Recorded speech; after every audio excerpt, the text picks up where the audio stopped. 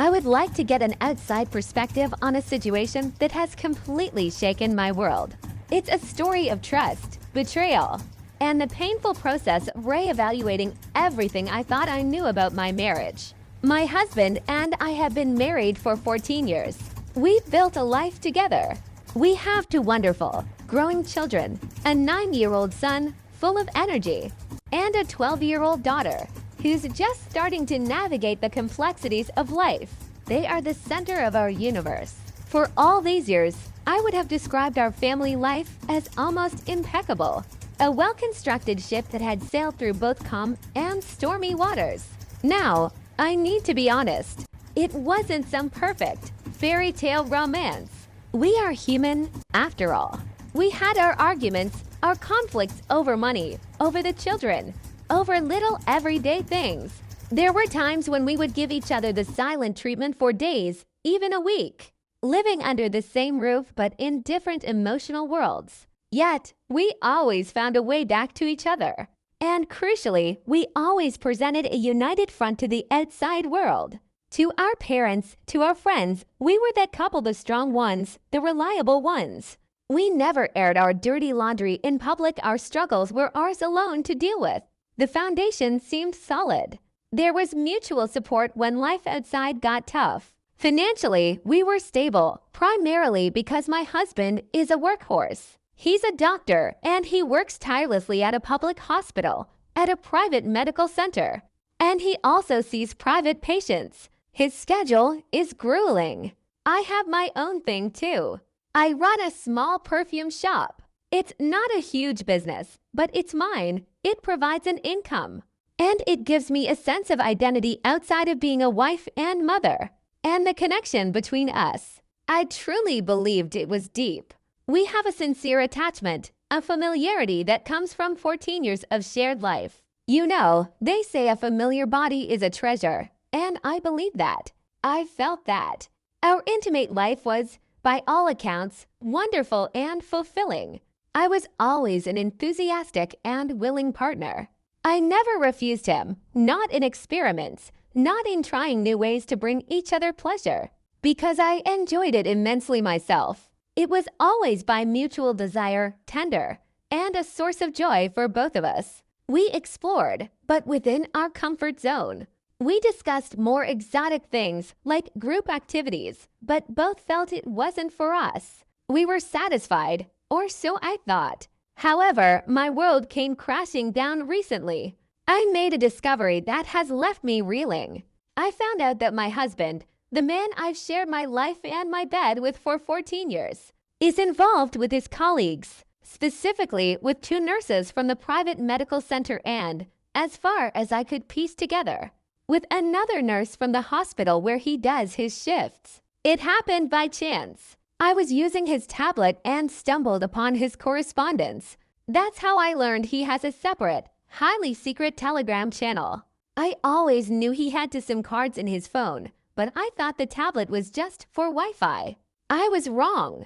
There was a hidden SIM card there too.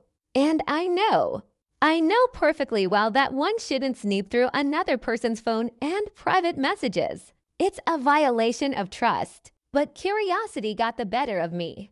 It's a female trait, I suppose. And he was so confident I would never look. He's lazy with passwords, they're all simple. This one was my birthday and my name. What I found there shattered me. The details are etched into my mind. It turned out he had met with one of the hospital employees, not once, but twice. And during these meetings, she pleased him orally in his car. From the context, I understood that at their workplace, they likely have full, proper intimacy as well. And the nurses from the medical center, the same story, the same acts also in the car. I have to admit, from what I saw, the girls are gorgeous. One is 22, the other is 26. My husband is 41. I am 38. I confronted him. I laid it all out on the table. His reaction was a mix of panic and remorse. He swears he loves me. He begs for forgiveness. He pleads that he doesn't want to destroy our family. But then he said something that cut deeper than the acts themselves. He had the audacity to claim that he doesn't really consider these actions to be true marital infidelity. Or rather, he does. But he believes the threat it poses to our family and the blow to my self-esteem as a woman are, in his words, greatly exaggerated.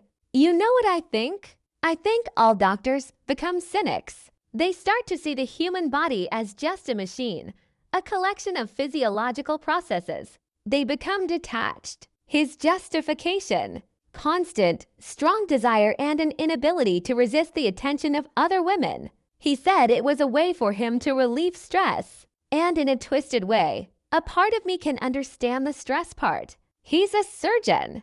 There are days when he comes home after a long, difficult operation, and the tension is written all over his face. He carries the weight of life and death. He doesn't drink. He hates the feeling of a clouded mind. So for him, this attention from young women, it's a release valve, a way to switch off. But the painful question remains, why wasn't I enough? I was always there for him. Why did he need this? For me, this is absolute treachery, a profound betrayal of the vows we took and the life we built. Yet, in the quiet moments, I feel a confusing sense of forgiveness already taking root. It scares me. And now, as a result, my own mind has started to wander. I find myself having thoughts I never thought I would, thoughts of retaliatory infidelity. A part of me wants him to feel the same pain, the same insecurity, or perhaps to level the playing field, so we both carry guilt. I am utterly lost and confused. I don't know what the right path is. My soul feels heavy. There's a constant ache in my chest. I am at a critical crossroads. I do not want to break up our family. The thought of disrupting our children's lives is unbearable.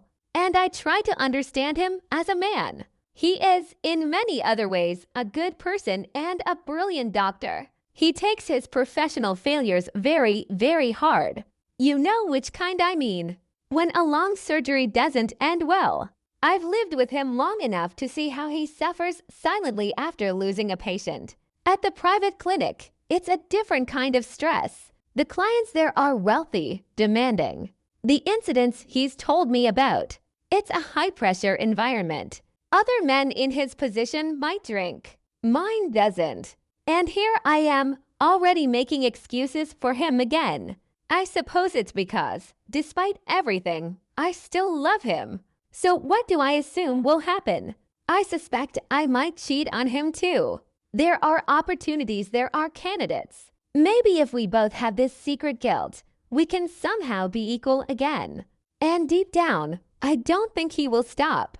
Perhaps for him, this isn't about replacing me, but just a way to decompress. I don't feel he will leave me for these young women. The threat to our marriage, strangely, doesn't feel like it comes from them. So I'm putting this out there. Please tell me what you think. I need an outside perspective on this chaos.